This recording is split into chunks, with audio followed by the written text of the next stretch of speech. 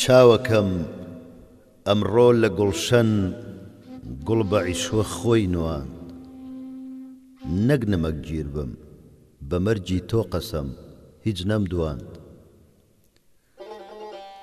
گوڵ بە تۆزی پێتەوە لاف و گەزافی لێدا، واش کورد سۆزەی نەسیمت هات ئەویشی لێستاند.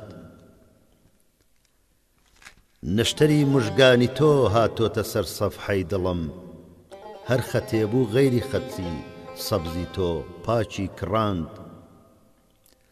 لەشکری ئاهم لەگەڵ جەیشی حەبەش داوایەکە، حیرەتم ماوە کە چۆن ئەو دولبەرە دڵمی ڕفاند.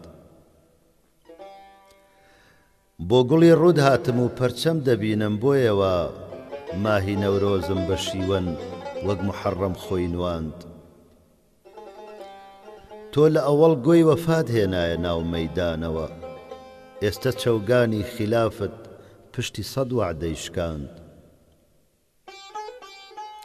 توخوا قەت غیرەتە بۆ تۆ ئەرێ ئەی سەروی ڕەوان، گوڵ بەبێ تۆ وا لە باغا خێوەتی خۆی لێ چەقاند. باوجود ئینساف بدەم چاکە گوڵیش مشتاقتە، هەر لە شەوقی تۆیە سەرپۆش و گریبانی دڕاند. هەر کەسێ مایل بە بیرێکە و تەریقێکی هەیە، تۆ بە شعلەی غەم حەریقی واوە جاخت هەڵکڕات.